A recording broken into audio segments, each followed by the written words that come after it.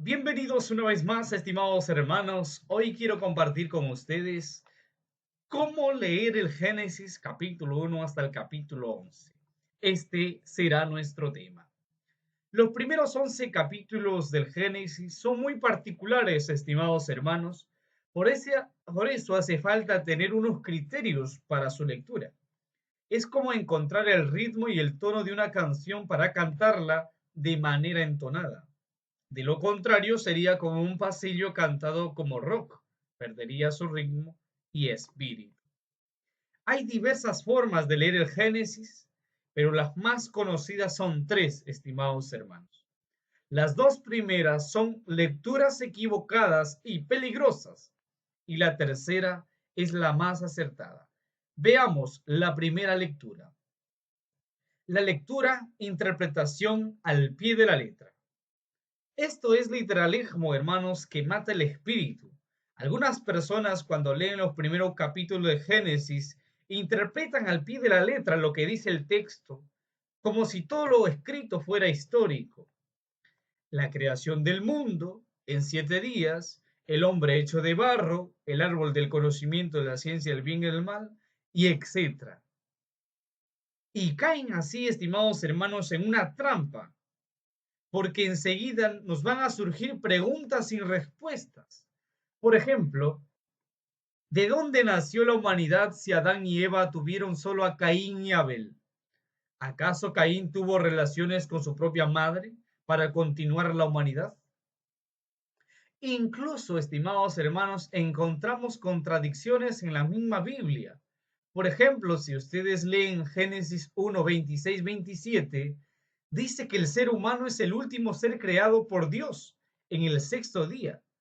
Pero en la siguiente página, en Génesis capítulo 2, verso 7, se dice que el hombre es el primer ser humano en ser creado.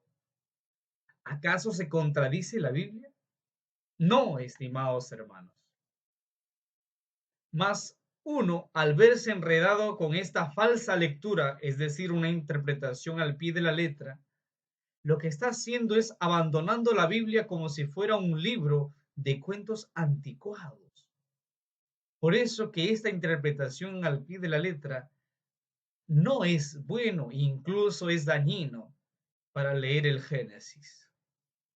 Veamos otra mala lectura que se da del Génesis.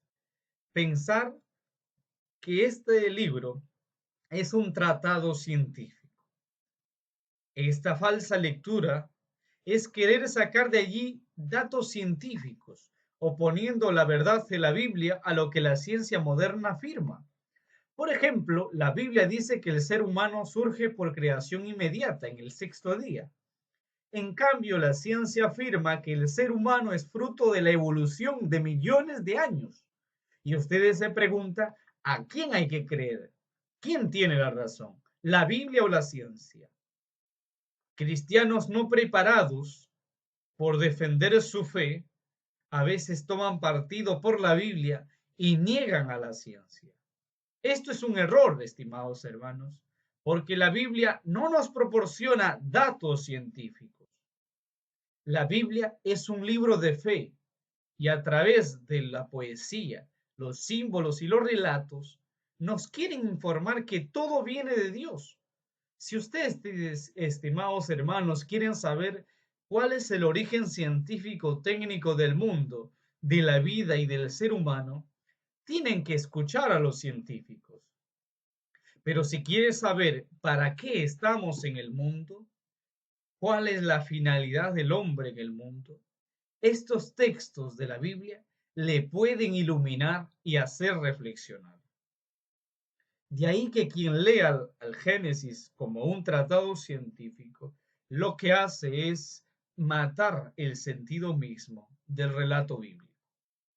Y finalmente hay una tercera lectura que es buena y aplausible. El Génesis capítulo 1 hasta el capítulo 11 no es estrictamente histórico. No podemos sacar de sus páginas lugares, fechas y datos científicos concretos, porque sus autores no buscaron ofrecer ese tipo de información.